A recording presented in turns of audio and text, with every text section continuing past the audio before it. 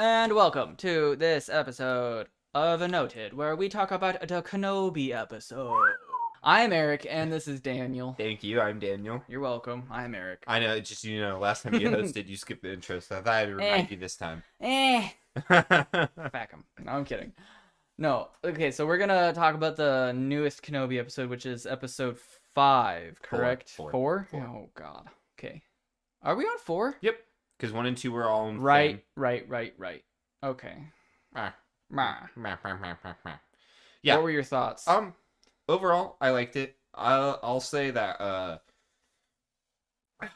I don't love the directors they've been choosing for Star Wars for the newer stuff for the most part, outside of Mandalorian.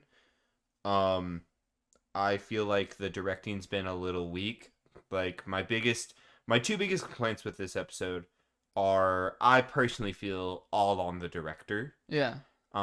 Is when what's her name, Game of Thrones lady, gets taken away by the troopers. Gotcha. So like the weakest handbrake out, just like moves her arm away, like, okay, you're no longer being held down. Don't touch me. But even then, that's like, okay, maybe you have combat experience, you could probably break away. Yeah. But the way she fights off, instead of doing like good choreography and like good hand-to-hand combat like she should have, she literally slaps his head. Bop. But not even like a full body slap, like a weak ass bop. Yeah, it's like top of the forehead, kind of like. It's like what you would do to your dog when you really don't want to hit him, but you need to just discipline. Yeah. Yeah. But like you're bad at disciplining. Yeah. So it's like a bop to the head, and the man stumbles back like he just had 3 concussions. Yeah, he like shakes his head vigorously, falls over. Yeah, like I'm so confused how that took you out of the fight. Stun locked him. That should not have, like, she could have elbowed him, she could have thrown him, she could have kneed him. Like, there's so many ways they could have creatively written that. But instead, the director was like, no, that's okay. That's okay. Because this is my vision. I want you to just bitch slap him. And this infantry unit, like, look, they're already bad at shooting. They have to have something good about them. Which should be combat. Yeah, like at least hand-to-hand. Like, he has a helmet on. Have you worn a motorcycle helmet before? I have. Okay. You feel nothing. You can headbutt a wall in a motorcycle helmet. Your head will go straight through it. And you will feel perfectly fine. You will not be disoriented. Yep, helmets are made for lack of head trauma. Yeah. Literally, the man had like blood on the brain. Yep. Yeah, his brain rattled inside of the helmet. From a fucking 8th grader slap to the head. Yeah, it was like bad. Not even to like the mouth or the neck, like fucking the strongest part of your head. Doink. Pretty much, like the top. Yeah. Like she like hit the forehead, right above, like. Yeah, didn't he even hit the temple? No. Like didn't he even I hated that. It was sad. Hated that because it's just bad directing and bad choreography, which the sequel movies were already bad choreography, but I don't want to talk about them. And the only other thing I didn't like about the episode is when they're escaping Obi-Wan, they're Leia, held up in like a prison. Yeah, when they're escaping the prison, Obi-Wan, Leia, and Game of Thrones lady. Yeah. Leia is hiding underneath Obi-Wan's jacket because it makes sense why they would hide her. Yeah. Because they'll know a child shouldn't be on there. No. They'll know that something's up when a child walks through. Yeah, exactly. So they need to hide her somehow. But instead of like him pretending to be a hunchback and her being on his back or something, like at least that is like you're trying to hide her. It's poor, but at least you're doing something. Yeah.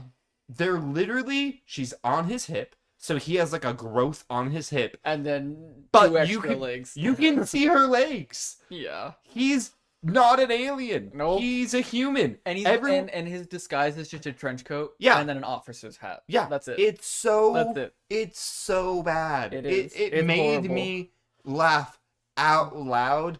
And I'm glad Reva caught them immediately. Well, like, everybody should have caught them. They should have, yes. Yeah. But I'm glad it wasn't like, where are they? It was she walked into the room and keyed in on them. Yeah. Immediately. Well, yeah, everybody should have. And it's so bad that the director thought this is a good disguise. Yeah, no, this will totally get through a room with 500 people in them. But those are my biggest complaints. For the most part, I really like this episode. I don't think the dialogue was that bad. I feel like out of all the episodes, this dialogue was probably better than most of the other ones. Yeah. I don't think it's my favorite episode. I still think episode 1 is my favorite. Yeah. But this is probably, I would say, if 1 was really good, then there was a dip to 2, then 3 was steady better. Yeah. 4 is steady better than 3. Like they're trending up, but barely. They're trending up. Yeah. I feel like if anything, 1 set the bar for like, okay, this could be good. Then 2 is just like, no. And then 3 was like, okay, we're getting somewhere. And then 4 just kept that pace. I would say 4... Like, it was better, but I don't think that it, like... I felt like it was stagnant, and then it climbed just because of the hallway scene with Obi. Which was such good... Okay, I've been complaining about choreography for this show for a bit. Yeah. But the choreography... This is what makes me angry. They had great choreography in the hallway scene. Yeah. So there's a scene... they go to a prison where the Inquisitors are. Yeah, like the Inquisitors' headquarters. Yeah, and no one ever can break in, and they're going there because that's where Leia is. Yeah, she got captured. And they're trying... Somehow. And they're trying to save her. Which, by the way, I think it's a little bullshit that they just absolutely know right off the bat where she is. Like, they could have just been like, it's possible she's here, but let's do a little investigative work. Yeah, but because we only have 6 episodes, they just have to instantly know because we don't have any time for them to investigate. Yeah. Like, they didn't put a tracker on the ship. They're making an educated... What if they showed up to the prison? And she's not there. And she's not there. It's the completely wrong base. Yeah, they don't show any way that they're supposed to know. And if it is the Empire chick has insider information, show us. Exactly. But there's a lot of things in this show that is like, show us, because this just... The hard jump cuts. You have to... There's a lot of suspension of disbelief in this, which upsets me because Star Wars wasn't that way. Yeah. And any of the, like... The 6 movies before the sequels, and especially the Clone Wars, there's not much scenes where you're like, you have to just suspend you just have to suspend your disbelief. You're like, this doesn't make sense, but I'll just believe it. Yeah. Like, there's not like, the logic in those movies is pretty solid. Yeah.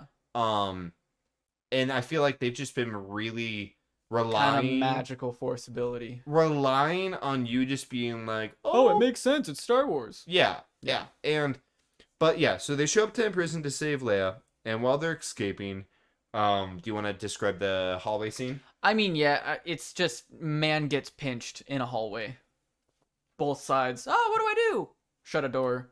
Cool deflection of bullets and stuff like that. Yeah, because he's... blaster bullets or whatever you want. They're not bullets. They're beams. He's surrounded on both sides by stormtroopers. And he deflects one into the window because they're like underwater. It's like it's a water moon, which doesn't make sense. First of all, because moons don't have atmosphere. Well, I mean, in Star Wars it does. They have planets. They have planet-sized moons.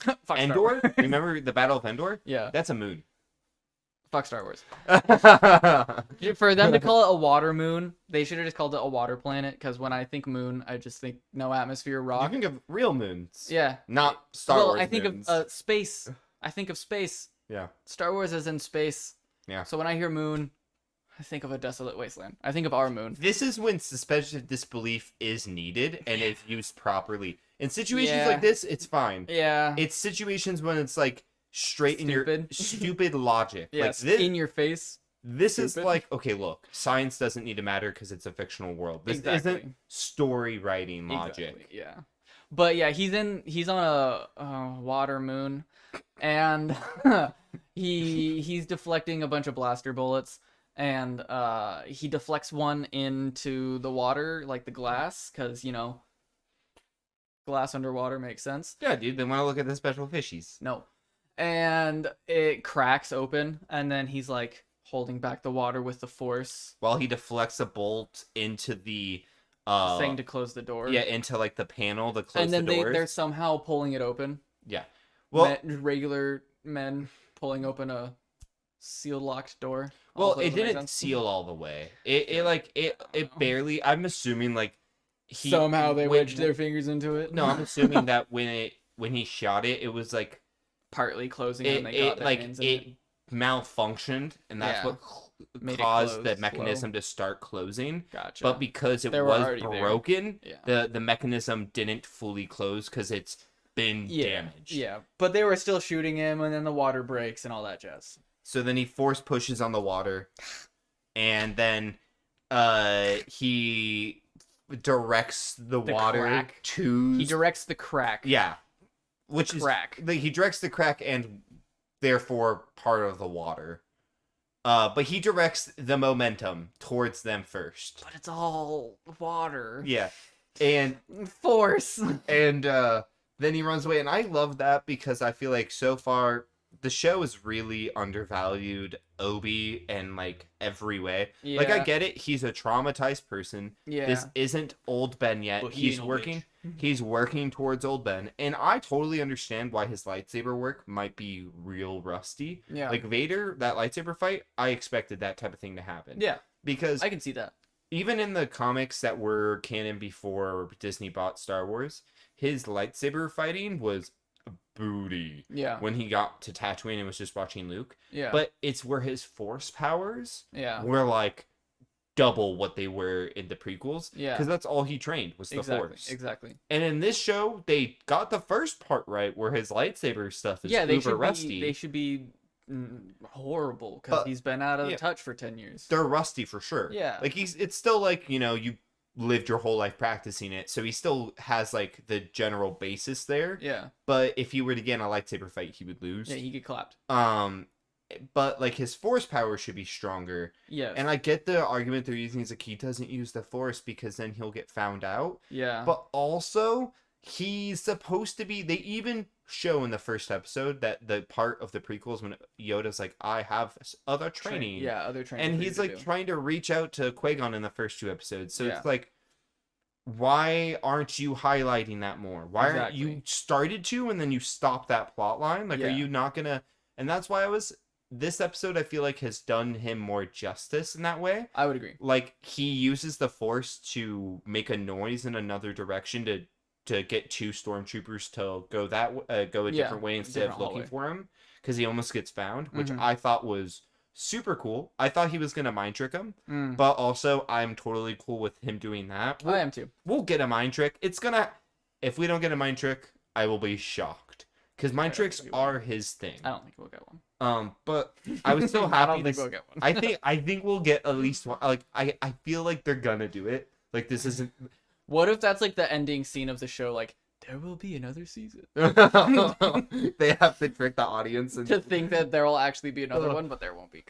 I feel like Disney loves nostalgia. Yeah, they have. And I feel like they're gonna do it in a way where it's like, hey, I'm just happy you gave it to me, but also I wish you would have been a little more creative. I feel like they're gonna do.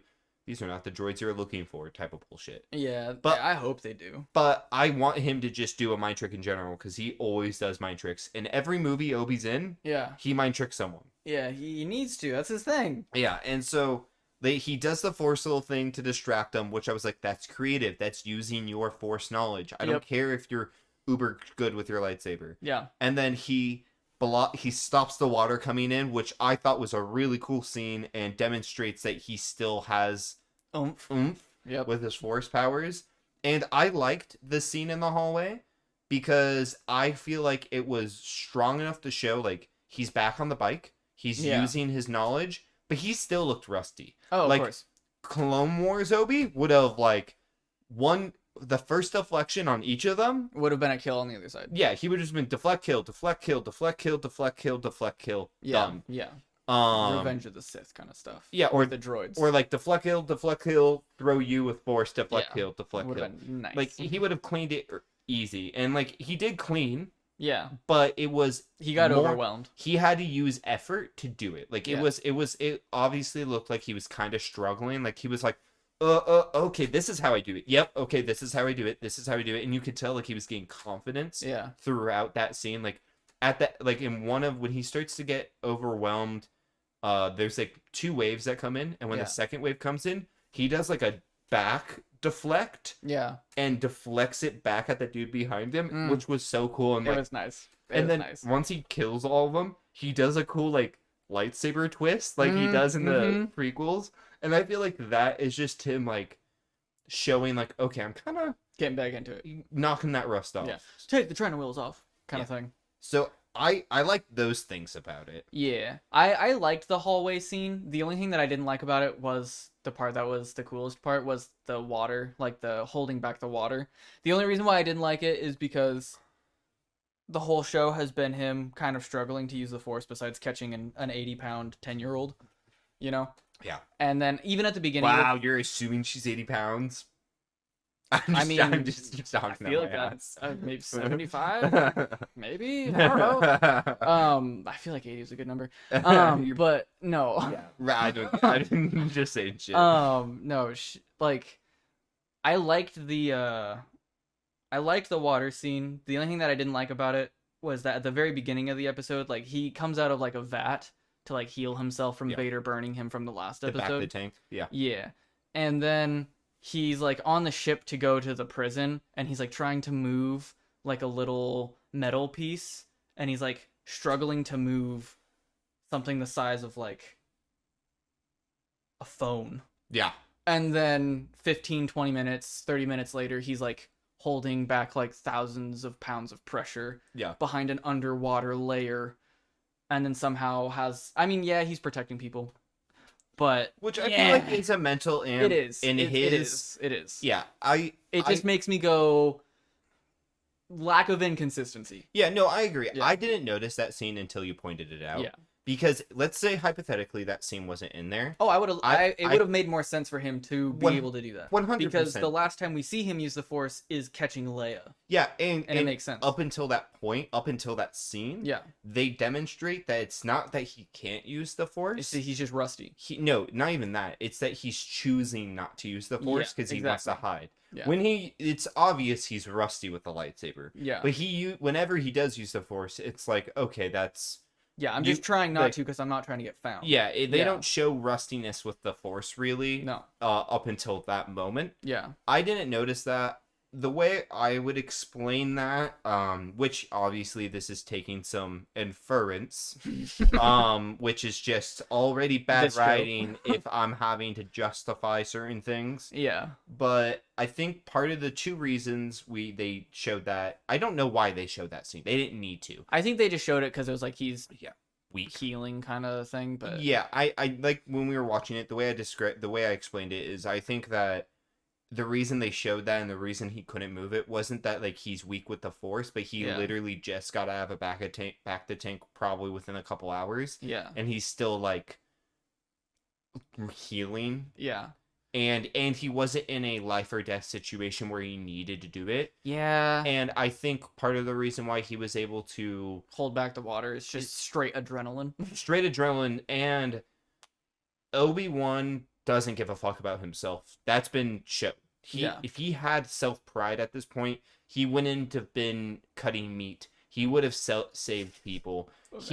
At this point, it's more... all he cares about is protecting Luke and Leia. Yeah. And Leia was there, and he had to stop it. Oh, yeah. No, so there was things on the line. Yeah, I think that was, like, kind of the mental amp and the emotional amp. Mm-hmm. I also think part of the reason why he struggled to move the object is because when that was happening, he was also like still thinking about Vader. I feel like you could tell he was kind of like he wasn't like mentally he wasn't on the ship. Like he was distracted by other things. But it's like at that point, just show some things going on in his head. Yeah, you don't show like a physical like I can't move this thing. Like don't show that he's weak. Just show him in distress. Yeah. Like, because I would have much rather seen him and, like, thinking about Vader and stuff like that than for him to be like, I can't move this tiny thing. And then dialogue. You know? Yeah. I would 100% agree. I feel like it was an unneeded scene. The only reason why I feel like he was... the reason I can feel like I can comfortably say it wasn't that he was physically struggling, it was more that he was like mentally struggling. Like that was more of the impact than the physical. Yeah. Was because when she's like, you're healing, you'll get it back, and you just have to forget it. Yeah. And he's like, some things you can't forget. Yeah. He's like, I at that was like him looking at her like, bitch, you don't know What I've created. what I've done, what I've created, and what I've seen. Like, all of this is my doing. I started this. yeah, unknowingly and knowingly, he set a lot of dominoes into effect. Oh, or he allowed dominoes to Yeah, be he set. killed the whole Jedi Order. Yeah. They were him alone. Well, like, if he had... I mean, with the help of Vader. Yeah, if he had trained Anakin more as a son and less of a brother, Yeah. he probably would have felt more comfortable confiding in him. Yeah. And if he had let Anakin have a little bit more freedom, because the difference between Obi-Wan and Qui-Gon is Qui-Gon was very much so like, I follow the Force first, Not the Council. Yeah. Council second. Yeah. And Obi-Wan is definitely like in tune with the Force, but he is the poster child Yeah. of the Jedi Order. Yeah. He is. Yeah. He was rules. Yeah. And council, whatever they go, is whatever he like. That's why he was on the council. He was a dog. Yeah, Definitely. And to the degree where Anakin wasn't that way. Anakin was way more akin to Qui-Gon, where he's like, I believe what I believe, and I follow the Force. Yeah. And you guys have given me no reason to tell me that I shouldn't trust you. Yeah. Until you gave me multiple reasons to not do it. Not trust you because you didn't trust me.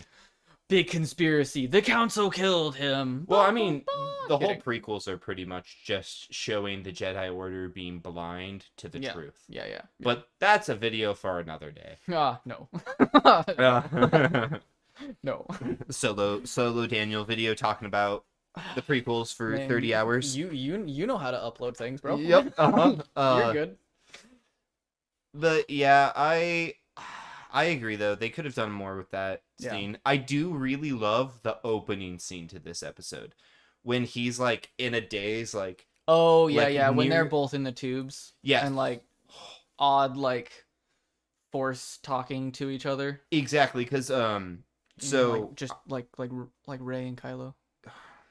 I'm going to shout out Star Wars Theory again. Okay, cool. Because he was doing a review on this episode.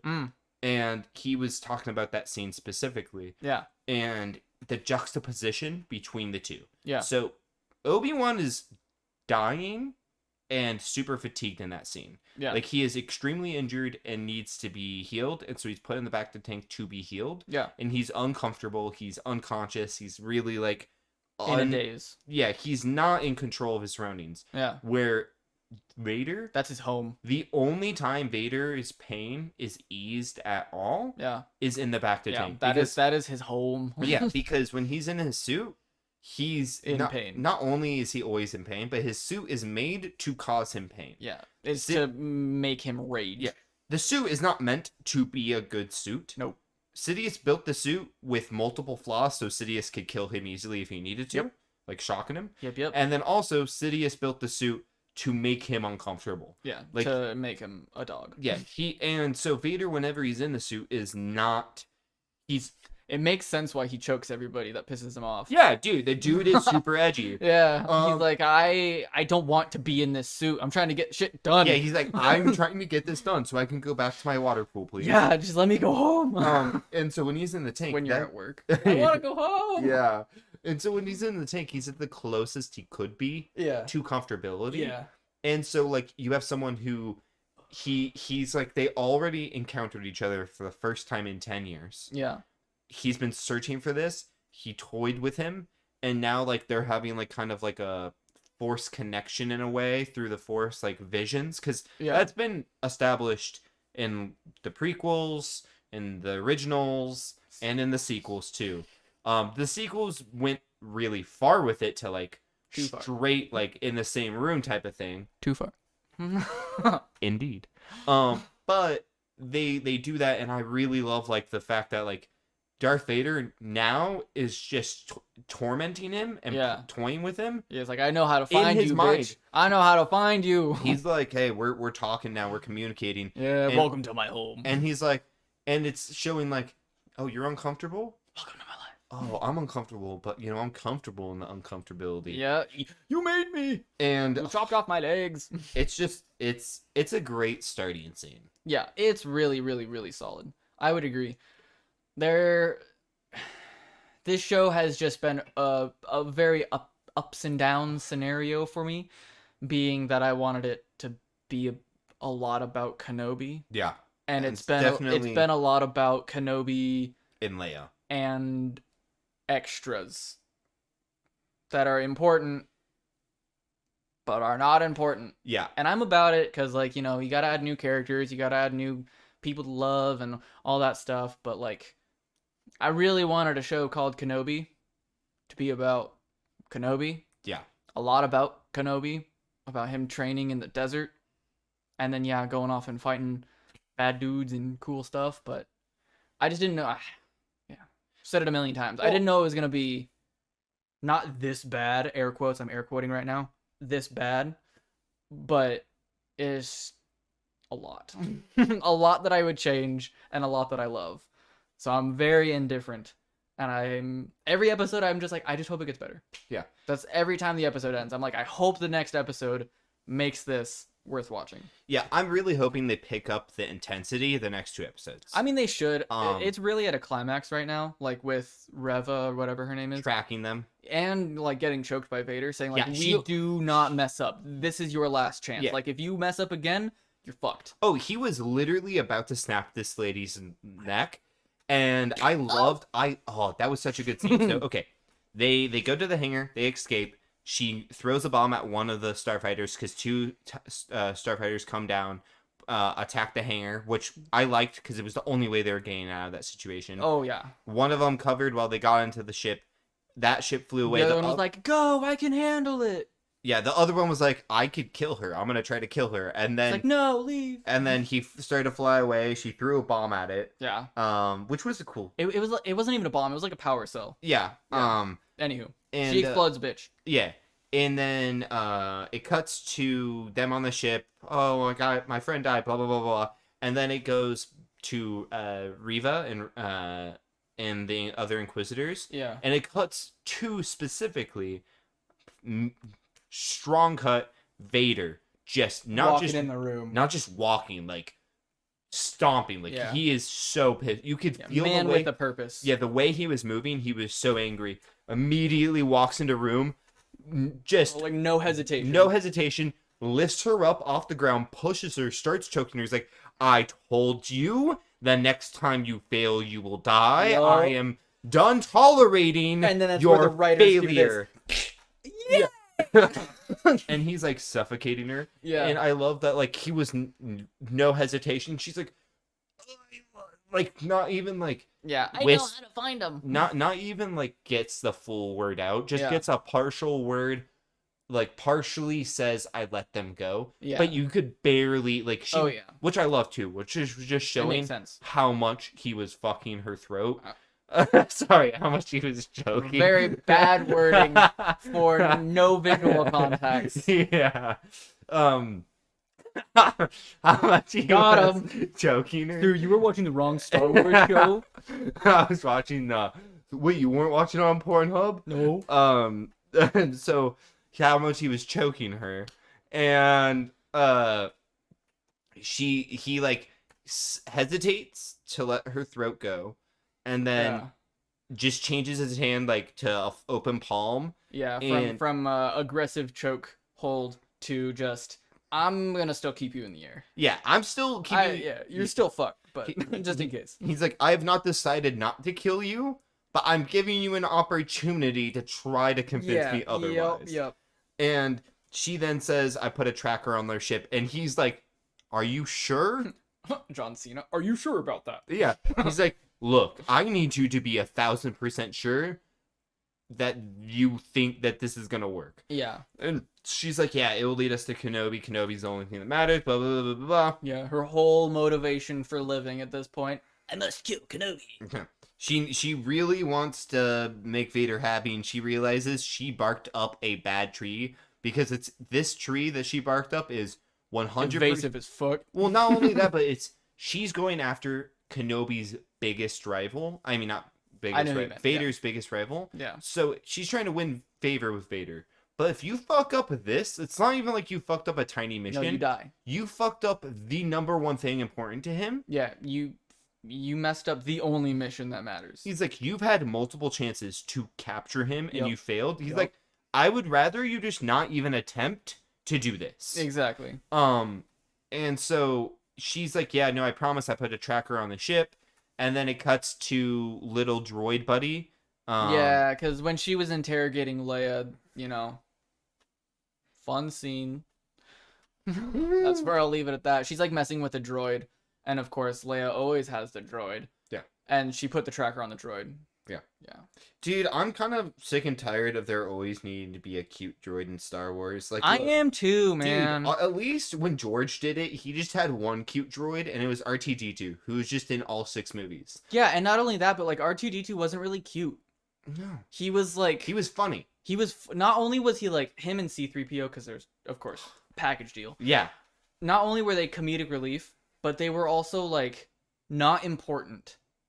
Yeah. I mean, they did important things, R2-D2 but was they, important. yeah. Like he was really the only important droid. Yeah. Honestly, C-3PO was just kind of like baggage. He once in a while showed his value, but it wasn't even that much value. It was like, yeah, translation. That's it. He translated. Yeah, okay, yeah. In the sequels, No, in the originals, he translated for Jabba.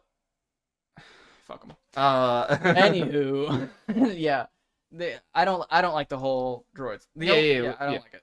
Like there's whole episodes in Clone Wars that are just droid episodes. Yeah, and also like in the Clone Wars, they have full just R2-D2 C-3PO episodes, like in the TV show. I'm like, okay, cool, but honestly, I don't care. Yeah, and like even then, like at least George didn't make us learn a new useless droid every movie. Yeah, he was just like, these are the two. That's it. These are the two I'm going to show you. Yep. Then lots of backup and there's droids. no like dark side R2-D2. No, but I mean C-3PO's got a side bitch.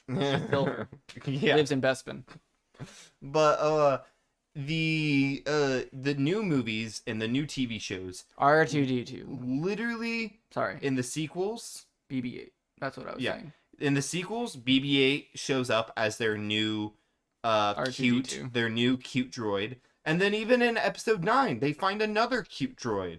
Which do they? Yeah, I don't remember. It's good because you don't need to remember that movie. I'm not going to.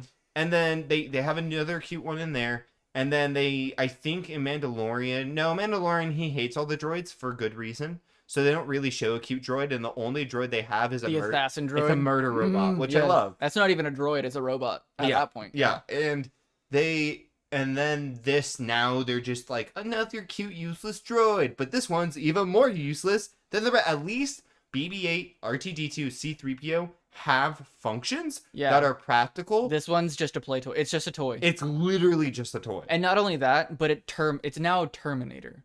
Because at the very end of the show, it leaves us with a cliffhanger of Reva saying, like, I know how to track him. It's the droid. And then the last scene we see is Obi and Leia like, oh, cute little handhold. And then the droid's light turn on and then slowly turn away from the camera. And it's just like, dun dun dun. What's gonna happen? Like, what would you rate this episode? First episode, great. Second episode, Third episode, Fourth episode. So I rated a 9, adjusted the second one to be a 5. I put, I think, a 7 for 3. I'm going to readjust it now to 6.5 for episode 3. That's a high adjustment. From 7 to 6.5. Yeah. And now I'm going to put this one at a 7. Maybe a 7.5. I'll put a 7.5 because trending up. I feel like this episode did a lot of things good. Yeah. It just did some really, really dumb things. Yeah. Which is different than the past couple episodes. The past couple episodes just did a lot of dumb things and like one good moment. Yes. This kind episode, of stupid, slow, odd pacing with like weird cuts and stuff. Yeah, this episode I feel like had more than 1 or 2 good moments. I feel like it had like 6 good moments. Like I feel like it had a lot of good stuff. It did. Had a really good pacing. Yep. It just had a dumb boink and a dumb fucking growth with 4 legs on Obi. And just those 2 things I cannot get over. Yeah. But outside of that, like it had outside outside of it. I'm Canadian. Outside. But that's not. Yeah, I know that turned into a different accent. But outside of that, it just got it did a lot of good things. So I'll say 7.5. What about you? I would probably say a 7. Like it passes because it was a lot better. Like choreography in the hallway scene Stepped it up. Yeah, I thought pacing in general, like I didn't feel, because a lot of this I felt like they jumped from a lot of different places to a lot of different places just to advance. That's one reason. It's just like one reason why I don't like this show is that it's just a lot of jumping from like planet to planet kind of thing, like talking to a bunch of people that don't matter. Yeah, which I don't even think is the director's fault. I think it's the fact that they have to move so fast because there's only 6 episodes. You know, the director didn't choose to have 6 episodes. No. They were forced into that mold. I think that's more or less of the director's fault, but more of Disney forcing him to be in 6 episodes. But yeah, sorry, as you were saying. Continue. No, you're good. I thought that this episode was better paced simply just because it's in one location. Like there's one mission. It's to get Leia the fuck out. Yeah. And that's it. That's the only mission. That's the only thing we have to do. And it was very like get in, get out, mission accomplished. And you leave us with a droid Terminator cliffhanger. Like I'm about it. There are of course things that I can complain about, but I can also complain about everything. 'Cause that's easy. But I would give it a solid. I'd give it a solid 7. Yeah. It's good, but there are definitely things that I will always hate about quick writing. Yeah, I agree. I find it funny that the hallway scenes choreography is already better than every other thing. All the sequels choreography. Well, thank you. God damn it. For listening to the Noted podcast. My name is Daniel, and this has been Noted with my other host, Eric. That's a pretty botched outro, buddy. Please follow us on Twitter, subscribe on YouTube, like, share, and subscribe again. Backwards. And this has been Noted. Bye-bye. Goodbye. He said this has been Noted at the very beginning.